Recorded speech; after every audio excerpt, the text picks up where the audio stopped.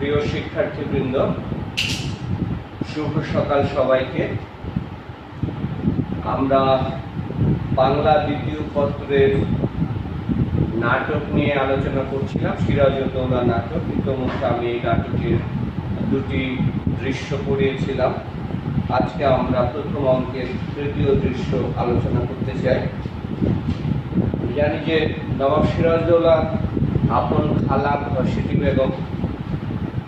ঘসেটি বেগম বাংলার ঢাকার যে শাসনকর্তা ছিলেন, নওয়াজিশ খান তার স্ত্রী ছিলেন। ঘসেটি বেগম নবাব সিরাজউদ্দৌলার সাথে তার একটা মানসিক দূরত্ব তৈরি হয়েছিল, একটা ক্ষোভ তৈরি হয়েছিল। ঘসেটি বেগম তার প্রেমিক হুসেন কুলি খাঁকে নবাব সিরাজউদ্দৌলা আলীবর্দী খানের নির্দেশে বন্দী করেছিলেন এবং তাকে হত্যাও করেছিলেন। এরপরে সিরাজউদ্দৌলার সাথে ঘসেটি বেগমের একটি শত্রুভাবাপন্ন চরম একটা তিক্ত সম্পর্ক গড়ে ওঠে।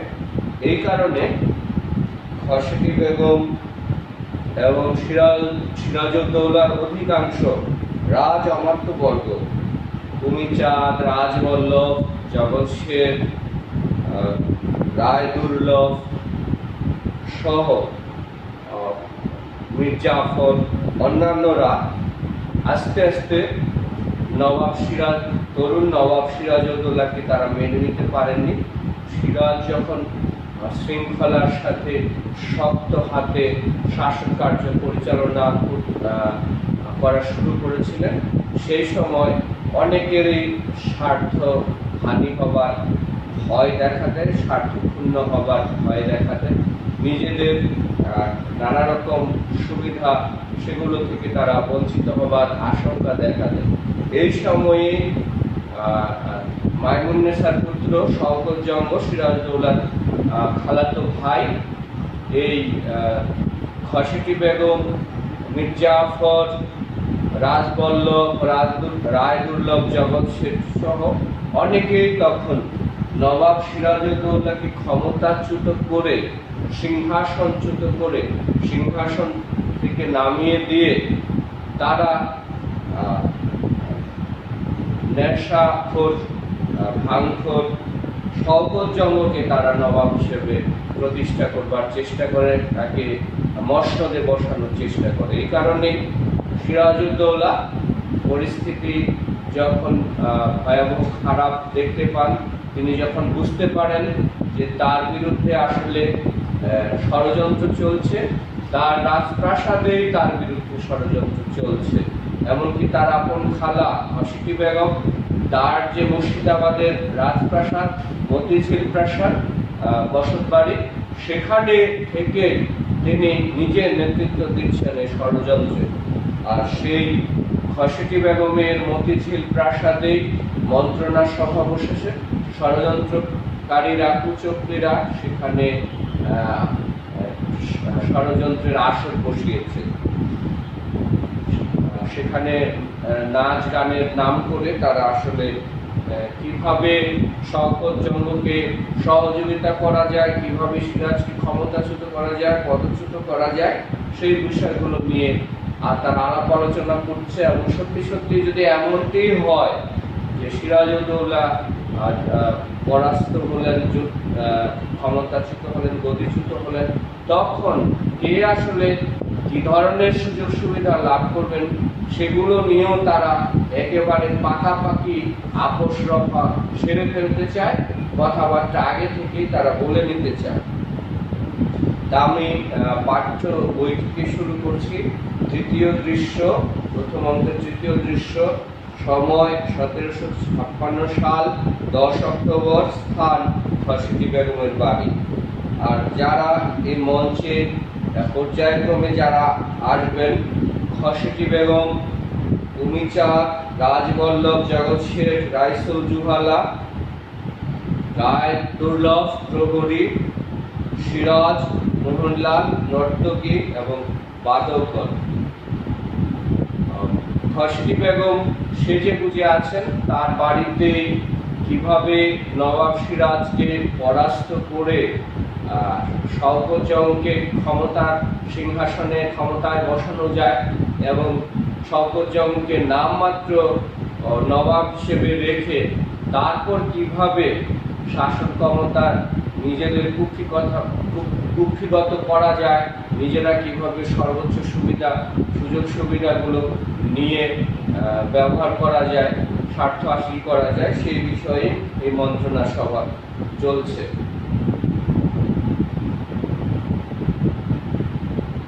ঘসেটি বেগম, বসুন উমিচাঁদজি, সঙ্গের মেহমানটি আমাদের অচেনা বলেই মনে হচ্ছে। উমিচাঁদ যথাযোগ্য সম্মান দেখিয়ে, মাফ করবেন বেগম সাহেবা, উনি একজন জবরদস্ত শিল্পী, আমার সঙ্গে অল্প দিনের পরিচয়, কিন্তু তাতেই আমি এর কেরামতিতে একেবারে মুগ্ধ। আজকের জলসা সরগরম করে তুলতে পারবেন আশা করে একে আমি সঙ্গে করে নিয়ে এসেছি। রাজ বলল, তাহলেও এখানে একজন অপরিচিত মেহমান। উমিচাঁদ, না, সেসব কিছু ভাবতে হবে না। দরিদ্র শিল্পী পেটের ধান্দায় আসলে জলসায় কেরামতি দেখিয়ে বেড়ান। উমিচাঁদ তার সঙ্গে করে একজন শিল্পীকে সঙ্গে নিয়ে এসেছেন। পশু পাখির বিভিন্ন পশু পাখির নৃত্য, ডাক, আরো কিছু কলা কৌশল এই শিল্পী দেখাতে পান। এই কারণে আজকের এই জলসায় মন্ত্রণা সভায় তাকেও সঙ্গে করে নিয়ে আসা হয়েছে। তাকে নিয়ে আসার জন্য রাজা রাজবল্লভ কিছুটা আপত্তি করছেন, কারণ তারা যে বিষয়ে কথা বলবেন এটি রাজ্যের একটি স্পর্শকাতর বিষয়। এখানে কোনোভাবেই অন্যদের অপরিচিত কাউকে প্রবেশ করাই আলোচনায় রাখা ঠিক হবে না। তারা অন্তত রাজা রাজবল্লভ তাদের নিরাপত্তার কথা ভেবেই এই প্রশ্নটা তুলছেন যে অপরিচিত কাউকে এখানে রাখা কতটা যৌক্তিক হবে। জগৎ শেঠ, তাহলে আরম্ভ করুন ওস্তাদজি। দেখি নাচওয়ালিদের ঘুঙুর এবং ঘাগরা বাদ দিয়ে আপনার কাজের তারিফ করা যায় কিনা। রাজবল্লভ, ওস্তাদজির নামটা আগন্তক রাইসুল জুহালা। সকলের উচ্চ হাসি। জাহেলদের রইস, এই নামের গৌরবে আপনি উমিচাঁদজিকে পথ দেখিয়ে নিয়ে এলেন নাকি? রায়দুল্লাহ কিছুটা ঠাট্টা করলেন যে নামটা শুনে যে যারা জাহেল, বিপদগামী মানুষ, যারা অন্যায়কারী মানুষ, যারা এরকম প্রতিনিধি হিসেবেই যেহেতু নামের সাথে মিল রয়েছে, আর উমিচাঁদ ব্যক্তিগতভাবে কিছুটা রায়দুল্লাহ ঠাট্টা করেছেন উমিচাঁদকে। এবং উমিচাঁদ ঈষৎ রুষ্ট, আমি তো বেশক জাহেল, তা না হলে আপনারা সশুদ্ধ দুধ খেয়েও গোঁফ শুকনো রাখেন, আর আমি দুধের হাড়ির কাছে যেতে না যেতেই হাড়ির কালি মেখে গুল বাঘা বনে যাই। আপনারা বড় বেশি কথা কাটাকাটি করছেন। শুরু করুন ওস্তাদজি।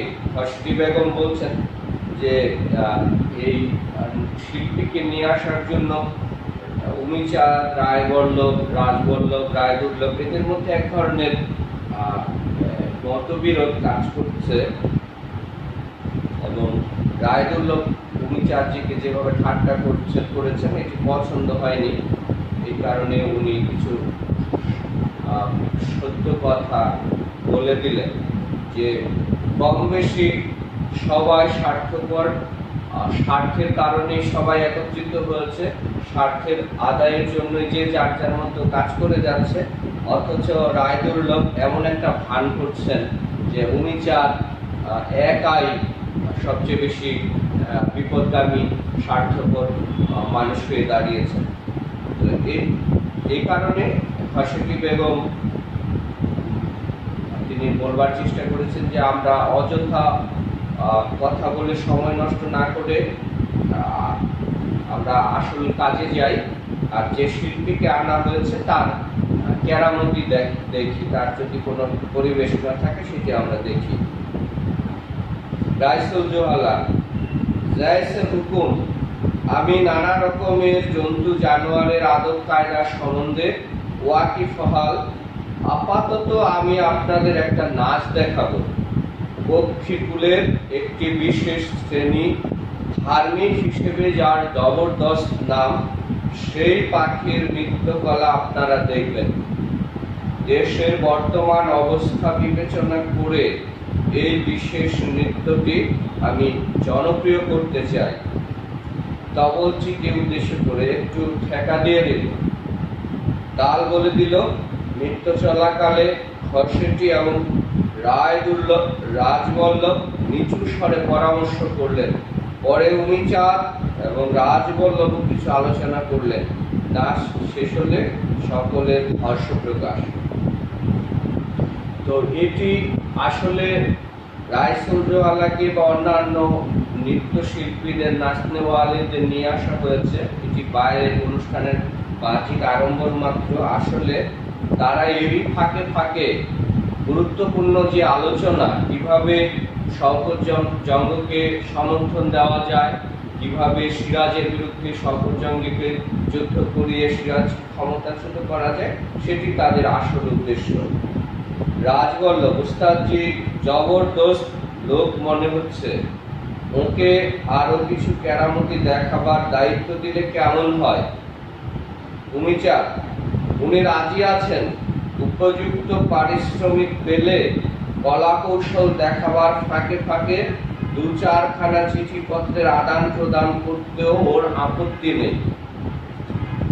রাজবল্লভ তার যে নৃত্যকলা প্রদর্শন করেছে, পাখির নৃত্য, এটি দেখার পর কিছুটা খুশি হলো। তারপর উমিচাঁদকে, রাইসুল জোহালাকে একটা প্রস্তাব করলো যে আপনি তো খুব ভালো চৌকস দক্ষ অভিনয়পটু লোক মনে হচ্ছে, তো আপনার তাকে অন্যদের উদ্দেশ্য করে রাজবল্লভ বলার চেষ্টা করেছেন, যেখানে অন্যান্য যারা আছেন তাদের মতামত নেওয়ার চেষ্টা করেছেন যে এই লোককে দিয়ে আর অন্য কোনো কাজ করানো যায় কিনা, যেহেতু উনি অভিনয়ে খুব দক্ষ পটু। উমিচাঁদ বললেন যে উনি রাজি আছেন। উনার একটা শর্ত আছে, শর্ত এটাই যে তিনি যদি উপযুক্ত পারিশ্রমিক পান তাহলে তিনি যে কোনো কাজ, 2-4খানা চিঠিপত্র এনে নেওয়া, গুপ্তচরের যে কাজ সেটি করতেও তার কোনো আপত্তি নেই। রাজবল্লভ, তাহলে এখন ওকে বিদায় দিন, পরে দরকার মতো কাজে লাগানো যাবে। রাইসুল জোহালা, বহুত আচ্ছা হুজুর, সবাইকে সালাম করে কালোয়াতি করতে করতে বেরিয়ে গেল খসেটি। তাহলে আবার নাচ শুরু হোক। রাজবল্লভ, আবার মনে হয় নাচওয়ালিদের কিছুক্ষণ বিশ্রাম দিয়ে কাজের কথাটা সেরে নেওয়াই ভালো।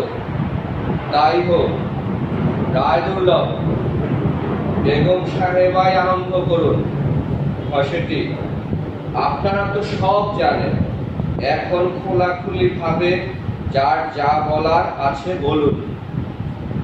জগৎ শেঠ, সিরাজউদ্দৌলার বিরুদ্ধে শওকত জঙ্গকে আমরা পরোক্ষ সমর্থন দিয়ে গিয়েছি, কিন্তু শওকত জঙ্গ নবাব হলে আমি কি পাবো তা আমাকে পরিষ্কার করে বলুন। খসেটি, শওকত জঙ্গ আপনাদেরই ছেলে, সে নবাবি পেলে প্রাকারান্তরে আপনারাই তো দেশের মালিক হয়ে বসবেন। রায়দুল্লভ, এটা কোনো কথা হলো না, যিনি নবাব হবেন। জগৎ শেঠ, আমার কথা আগে শেষ হোক দুর্লভ রাম। প্রত্যেকেই নিজের ভাগ বুঝে নেবার চেষ্টায় রয়েছে। প্রথমে জগৎ শেঠ রশিদি বেগমের কাছে একটা আপোষ রফায় আসতে চান, একটা হিসাব নিকেশে আসতে চান যে সত্যি সত্যি যদি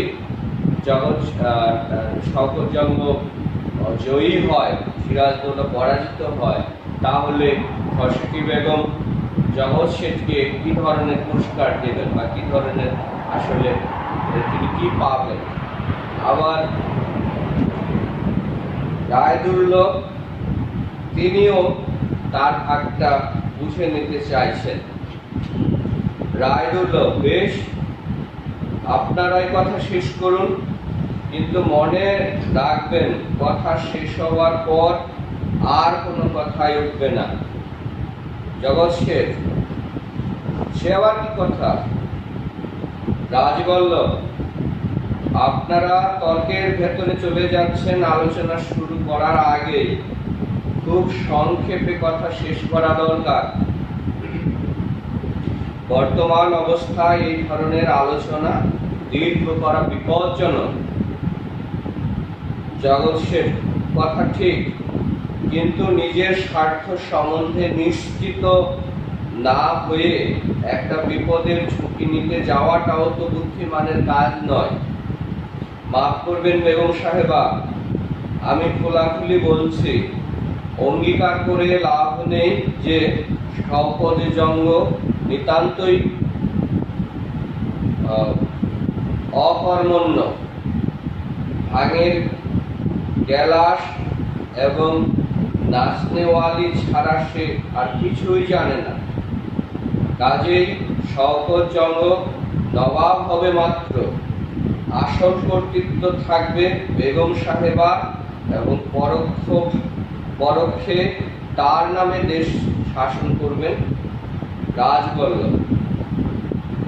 এটি সবাই জানে যে এটা শওকত জঙ্গ তার যে ব্যক্তিগত স্বভাব বৈশিষ্ট্য, যে সে ভাঙে আসক্ত, মাদকে আসক্ত এবং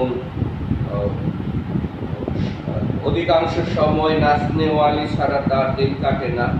সুতরাং এরকম একটা অকর্মণ্য মানুষকে সিংহাসনে বসালে, গদিতে বসালে, সে রাজ্য শাসন করা বা রাজ্য পরিচালনার কাজ তাকে দিয়ে হবে না। এটা সবাই বুঝতে পারছে। এবং সেই সময় খসকি বেগম যেহেতু নেতৃত্ব দিচ্ছেন, তার যেহেতু ভাগিদার, তার নেতৃত্বে সবকিছু হবে। সুতরাং শওকত জঙ্গ যদি সত্যি নবাব হয়, সমস্ত কর্তৃত্ব তার হাতেই থাকবে। আর তারই মনোনীত আরেকজন আছেন রাজা রাজবল্লভ, পরোক্ষভাবে রাজা রাজবল্লভ রাজ্য শাসন করবে। রায়দুল্লভ ঠিক এই ধরনের একটা সম্ভাবনার উল্লেখ করার ফলে হোসেন কুলি খাঁকে প্রাণ দিতে হয়েছে। ঢাকার শাসক ছিলেন হোসেন কুলি খাঁ, খসকি বেগমের প্রতিনিধি ছিলেন, কিন্তু এই ধরনের একবার তিনি সিরাজের বিরুদ্ধে কিছুটা ষড়যন্ত্র করতে গিয়েছিলেন, সেটা করতে গিয়ে তিনি কিন্তু প্রাণ দিতে হয়েছে তার। এই কথাটি রায়দুল্লভ সবাইকে আবার স্মরণ করে দিতে চান। জগৎ শেঠ, আমি তা বলছি না, তাছাড়া এখানে সে কথা অবান্তর। আমি বলতে চাইছি যে শওকত জঙ্গ নবাবি পেলে বেগম সাহেবা এবং রাজা রাজবল্লভের স্বার্থ যেমন নির্বিঘ্ন হবে, আমাদের তেমন আশা নেই। কাজেই আমাদের পক্ষে নগদ কারবারই ভালো। রায়দুল্লভ এবং জগৎ শেঠ এরা খুব ভালোভাবে বুঝতে পেরেছে আসল ঘটনাটা, যে সত্যি যদি শওকত জঙ্গ নবাব হয়েই বসেন, তখন খসকি বেগম এবং রাজা রাজবল্লভ এই দুজন অনেক সুযোগ সুবিধা পাবেন, তারা আঙুল খুলে কলা গাছ হবেন। কিন্তু এখন মুখের কথায় জগৎ শেঠ, রায়দুল্লভ মুখের কথায় যে তারা সত্যি যুদ্ধে যদি শওকত জঙ্গ জয়ী হন, তাহলে তাদের অনেক সুযোগ সুবিধা দেওয়া হবে, অনেক কিছু তারা পাবে, এরকম মৌখিক তারা আশ্বস্ত হতে পারছে না। এরকম মৌখিক কথাবার্তায় আশ্বাসে তারা আশ্বস্ত হতে পারছেন না। খসকি, ধনকুবের জগৎ শেঠকে নগদ অর্থ দিতে হলে শওকত জঙ্গের যুদ্ধের খরচ চলবে কি করে? জগৎ শেঠ, না না, আমি নগদ টাকা চাইছি না, যুদ্ধের খরচ বাবদ টাকা আমি দেব, অবশ্য আমার যা সাধ্য, কিন্তু আসল এবং লাভ মিলিয়ে আমাকে একটা কর্জনামা সই করে দিলে আমি নিশ্চিত থাকতে পারি। তো ধনকুবের অনেক সম্পদের মালিক জগৎ শেঠ, তবু অর্থলিপ্সা তার মধ্যে আছে। আর এখনই তাকে নগদ অর্থ যদি দিতে হয়, তাহলে খসেটি বেগম সহ অন্যরা যারা সফরজঙ্গের নবাবের বিরুদ্ধে সফরজঙ্গকে পরিচালনা করছে, সেই যুদ্ধের খরচ পরিচালনা করার জন্য, যুদ্ধ পরিচালনা করার জন্য একটা খরচ রয়েছে, তো বড় বড় অঙ্কের, তাহলে সেটা দেওয়া সম্ভব হবে না। খসেটি বেগম এই কথাটা আগে বলে দিতে চাইছেন। কিন্তু জগৎ শেঠ খুব চালাক মানুষ, তিনিও নগদ অর্থ চাচ্ছেন না। তিনি বলছেন যে যুদ্ধ পরিচালনা করার জন্য যে অর্থটা সেটা তিনি দেবেন, তার সাধ্যমতো দেবেন, কিন্তু হ্যাঁ, তিনি আগে থেকে তিনি যে পরিমাণ অর্থটা খরচ করবেন সেটি যেন সুদে আসলে দিয়ে দেওয়া হবে, নিশ্চিত করা হবে। এই জন্য তিনি একটা কর্জনামা বা তিনি একটা কাগজে সেটি লিখে নিতে চান পাকাপাকি ভাবে, যেন যুদ্ধের পরে সেটা নিয়ে কেউ কোনো তাকে ঠকাতে না পারে, তিনি যেন না ঠকেন। রায়দুর্লভ, আমাকেও পদাধিকারের একটা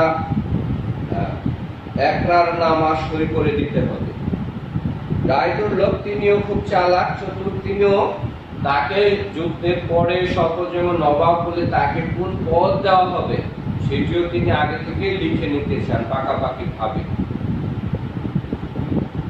খসেটি চিঠি খুলতে খুলতে সিপাহসালার মির্জাফরের পত্র পড়তে পড়তে তিনি শওকত জঙ্গকে পূর্ণ সমর্থন জানিয়েছেন এবং অবিলম্বে সিরাজের বিরুদ্ধে যুদ্ধযাত্রার পরামর্শ দিয়েছেন। রাজ বলল, বহুত খুব।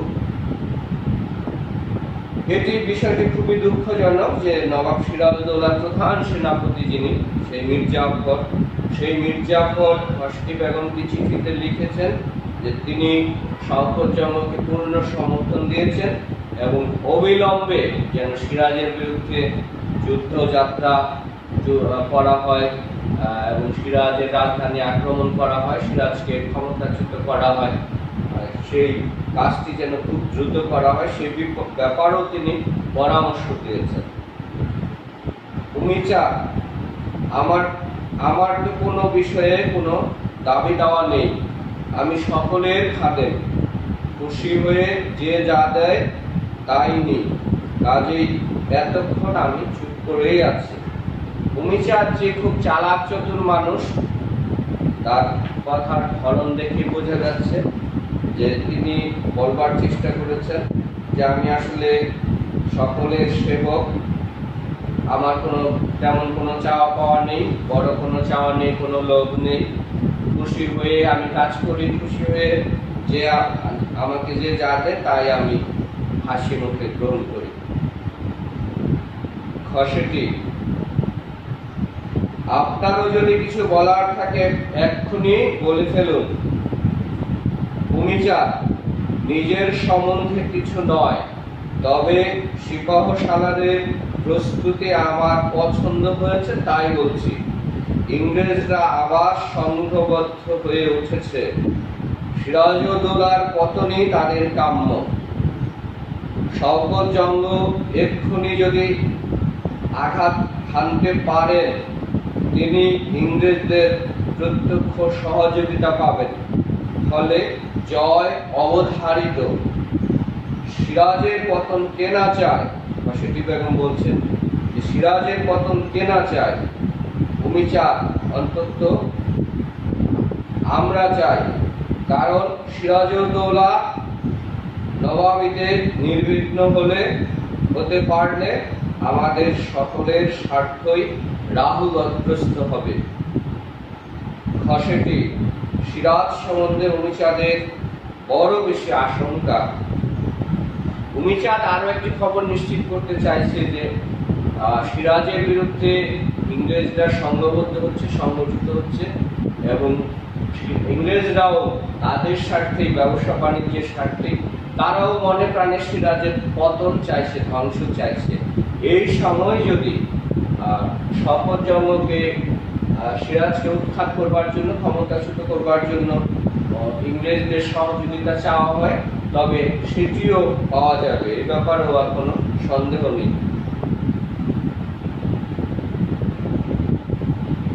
খসেটি উমিচাঁদ কিছু মাত্র নয় বেগম সাহেবা, দৌলত আমার কাছে ভগবানের দাদামশাইয়ের চেয়েও বড়। আমি দৌলতের পূজারী, তা না হলে সিরাজউদ্দৌলাকে বাতিল করে শওকতজংকে চাইব কেন? আমি কাজ কতদূর এগিয়ে এসেছি এই দেখুন তার প্রমাণ। পকেট থেকে চিঠি বার করে খসেটি বেগমের হাতে দিল। উমিচাঁদ সে গোপনে গোপনে ইংরেজদের সাথে যোগাযোগ করছে এবং এই যুদ্ধে কিভাবে শওকতজংকে ইংরেজরা সাহায্য করতে পারে, ইংরেজদের সাহায্য নিয়ে কিভাবে মির্জাফর সহ অন্যদের সাথে সবাই মিলে সকলের সহযোগিতায় খসেটি বেগম সহ তারা শওকতজংকে যে সাহায্য সহযোগিতা করতে চাইছে যুদ্ধে, সেটার ব্যাপারে উমিচাঁদ কাজ করছেন এবং তার সাপ সাপ কথা সে বলবার চেষ্টা করেছে। আমার অর্থের প্রতি যে আমার লোভ, এখানে কোনো রাগঘাট নেই, কোনো লুকো ছাপাবার কোনো বিষয় নেই। আমি চিরকালই অর্থের পূজারী, সম্পদের পূজারী, ধন দৌলতের পূজারী। আর ধন দৌলত আমার কাছে ভগবানের দাদা মশাইয়ের চেয়েও বড়। অর্থাৎ অর্থের প্রতি তার যে লোভ, কত লোভ, তিনি যে কতটা অর্থ লোভী, সেটা তিনি তার বক্তব্যে প্রকাশ করেছেন। তবে হ্যাঁ, উমিচাঁদ বসে নেই। শওকতজংকে বিজয়ী করবার জন্য ইংরেজদের সাথে সবসময় তার যে যোগাযোগ, সে একটা চিঠি নিয়ে এসেছে পকেট থেকে। সেই চিঠিটা খসেটি বেগমের হাতে দিল। খসেটি চিঠির নিচে স্বাক্ষর দেখে উল্লসিত হয়ে, এ যে ড্রেক সাহেবের চিঠি, রজার ড্রেকের চিঠি, উমিচাঁদ আমার প্রস্তাব অনুমোদন করে তিনি জবাব দিয়েছেন। উমিচাঁদ একটা প্রস্তাব দিয়েছেন কিভাবে শওকতজংকে সাহায্য করতে পারে ইংরেজরা। ইংরেজদেরও স্বার্থ জড়িত আছে শওকতজংয়ের জয়ী হবার উপরে। খসেটি পত্র পড়তে পড়তে লিখেছেন, শওকতজং যুদ্ধ ঘোষণার সঙ্গে সঙ্গে সিরাজের সেনাপতিদের অধীনস্থ ফৌজ যেন রাজধানী আক্রমণ করে, তাহলে সিরাজউদ্দৌলার পরাজয় অবশ্যম্ভাবী হয়ে উঠবে। রজার ড্রেক একটি পরামর্শ দিয়েছেন যে শওকতজং যখন সিরাজের বিরুদ্ধে যুদ্ধ ঘোষণা করবে, ঠিক সেই সময় তার সাথে সাথে সিরাজের যারা অধীনস্থ সেনাপতি আছে, সব সেনাপতিরা মিলে গিয়ে, ফৌজরা মিলে গিয়ে রাজধানী আক্রমণ করবে। এই সময় সিরাজ একদিকে শওকতজংকে দমন করবার জন্য ব্যতিব্যস্ত হবে, এই সুযোগে তার সেনাবাহিনী সেই কাজে ব্যস্ত থাকবে। ঠিক এই সময় মির্জাফর সহ, রাজবল্লভ সহ তাদের যে সেনাবাহিনী, তারা এসে রাজধানী আক্রমণ করে সিরাজের পতন নিশ্চিত করবে। তারা এখানে বড় রকমের বিশ্বাসঘাতকতা যদি করতে পারেন, তাহলে এই যুদ্ধে তাদের জয় অনিবার্য। রাজা রাজবল্লভ আমাদের বন্ধু সিপাহসালার মির্জাফর, রায়দুর্লভ, লুৎফ খান ইচ্ছে করলেই সুযোগের সদ্ব্যবহার করতে পারেন। রাজা রাজবল্লভ যে কথাটি বলবার চেষ্টা করেছেন যে আমাদের বন্ধু সিপাহসালার প্রধান সেনাপতি মির্জাফর, রায়দুর্লভ, লুৎফ খান, এরা খুব কাছের মানুষই, আমাদের সবাই বন্ধু মানুষ। সুতরাং আমরা যদি তাদেরকে এইভাবে বিষয়টা বুঝাতে পারি, অবশ্যই তারা এই সুযোগটা নেবেন, এই সুযোগের সর্বোচ্চ সদ্ব্যবহার করবেন। হঠাৎ বাইরে তুমুল কোলাহল, সকলেই সচকিত। ঘসেটি বেগম কোলাহলের কারণ জানবার জন্য যেতেই রাজবল্লভ তাকে থামিয়ে দিয়ে নাচওয়ালিদের ডেকে পাঠালেন। প্রায় সঙ্গে সঙ্গেই তারা সদল বলে কামরায় এলো। রাজবল্লভ, আরম্ভ করো জলদি। ঘুঙুরের আওয়াজ উঠবার পরপরই সবেগে কামরায় ঢুকলেন নবাব সিরাজউদ্দৌলা। পেছনে মোহনলাল, সবাই তড়িৎ বেগে দাঁড়ালো। নাচওয়ালিদের নাচ থেমে গেল। ভীত কণ্ঠে ঘসেটি বেগম ভীত কণ্ঠে, নবাব সিরাজ, কি ব্যাপার খালাম্মা, বড় ভারী জলসা বসিয়েছেন? ঘসেটি আত্মস্থ, এরকম জলসা নতুন নয় সিরাজ, তা নয়, তবে বাংলাদেশের সেরা লোকেরাই শুধু সামিল হয়েছেন বলেই জলসার রোশনায় আমার চোখ ধাঁধিয়ে দিয়েছে। সিরাজ এসে যখন খেয়াল করলেন যে তার রাজসভার যারা খুব কাছের মানুষ, রায়দুর্লভ, জগৎ শেঠ, রাজবল্লভ, এরকম তার যারা মন্ত্রণাদাতা, তার যারা কাছের মানুষ, তার যারা বড় বড় প্রধান রাজকর্মকর্তা, অমাত্যবর্গ, তারা যখন সবাই এসেছে ঘসেটি বেগমের বাড়িতে এই জলসার মধ্যে, সুতরাং অবশ্যই এত বড় বড় মানুষ, ক্ষমতাধর মানুষেরা যখন এখানে এসে এই জলসায় অংশগ্রহণ করেছেন, সুতরাং এই জলসা যে জমে উঠবে, রঙে রঙিন হবে, এটাই তো স্বাভাবিক। ঘসেটি, নবাব কি নাচ গানের মজলিস মানা করে দিয়েছেন? সিরাজ, নাচ গানের মহফিলের জন্য দেউলিতে কড়া পাহারা বসিয়ে রেখেছেন খালাম্মা। তারা তো আমার ওপরে গুলি চালিয়ে দিয়েছিল প্রায়। দেহরক্ষীর ফৌজ সঙ্গে না থাকলে এই জলসায় এতক্ষণে মরছিয়া শুরু করতে হতো। ঘসেটি বেগম যতই সিরাজকে বোঝানোর চেষ্টা করছেন যে এটা কোনো মজলিস, নাচ গানের মজলিস, তো সিরাজ খুব ভালোভাবে বুঝেছেন। যেভাবে সদর দরজায় পাহারা রেখে নিরাপত্তা নিশ্চিত নিরাপত্তা নিশ্চিত করা হয়েছে, তাতে করে এটি কোনো সাধারণ নাচ গানের অনুষ্ঠান নয়, জলসা নয়। নিশ্চয় এখানে বিশেষ গুরুত্বপূর্ণ কোনো কিছুর আলোচনা চলছে। আর এই পাহারাদাররা এতই বেশি সক্রিয় যে স্বয়ং সিরাজউদ্দৌলাকেও গুলি করতে তারা পিছপা হয়নি। যে সিরাজউদ্দৌলা বেঁচে গেছেন কেননা তিনি তার দেহরক্ষী ফৌজ সঙ্গে করে সশস্ত্র অবস্থায় তিনি সাথে করে নিয়ে এসেছিলেন।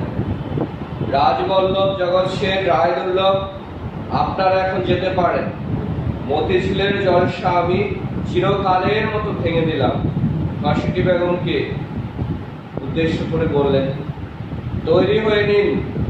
খালাম্মার পক্ষে প্রাসাদের বাইরে থাকা নিরাপদ নয়। ঘসেটি রোষে চিৎকার করে, তুমি আমাকে বন্দি করে নিতে এসেছ? তোমার এতখানি স্পর্ধা? সিরাজ, এতে ক্রুদ্ধ হবার কি আছে?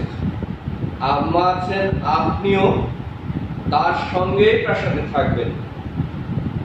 ঘসেটি, মতিঝিল ছেড়ে আমি এক পাও নড়ব না। তোমার প্রাসাদে যাব? তোমার প্রাসাদ বাজ পড়ে খান খান হয়ে যাবে। সহসা কাঁদতে আরম্ভ করলেন। সিরাজ অবিচলিত, তৈরি হয়ে নিন খালাম্মা, আপনাকে আমি নিয়ে যাব। ঘসেটি মাতম করতে করতে, রাজা রাজবল্লভ, জগৎ শেঠ, বিধবার উপরে এই অত্যাচারের বিরুদ্ধে আপনারা কিছু করতে পারছেন না। রাজবল্লভ একটু ইতস্তত করে, জাহাপনাকে সত্যি? সিরাজ, আপনাদের চলে যেতে বলেছি রাজা রাজবল্লভ। নবাবের হুকুম অমান্য করা রাজদ্রোহিতার শামিল। আশা করি অপ্রিয় ঘটনার ভেতর দিয়ে তা আপনাদের স্মরণ করিয়ে দিতে হবে না। রাজবল্লভ রাজবল্লভ প্রভৃতি প্রস্থান উদ্যত। হ্যাঁ শুনুন রায় দুর্লভ, শওকত জঙ্গকে আমি বিদ্রোহী ঘোষণা করেছি। তাকে উপযুক্ত শিক্ষা দেবার জন্য মোহনলালের অধীনে সেনাবাহিনী পাঠাবার ব্যবস্থা করেছি। আপনি তৈরি থাকবেন, প্রয়োজন হলে আপনাকেও মোহনলালের অনুগামী হতে হবে। রায় দুর্লভ, হুকুম জাহাপনা। খসটি বেগমের হাহাকার করে কেঁদে উঠলেন। সিরাজ, মোহনলাল আপনাকে নিয়ে আসবে খালাম্মা, আপনার কোন রকম অমর্যাদা হবে না। খসটি, তোমার ক্ষমতা ধ্বংস হবে সিরাজ, নবাবে নবাবে করতে হবে না বেশি দিন, কিয়ামত নাজেল হবে, আমি তা দেখব দেখব।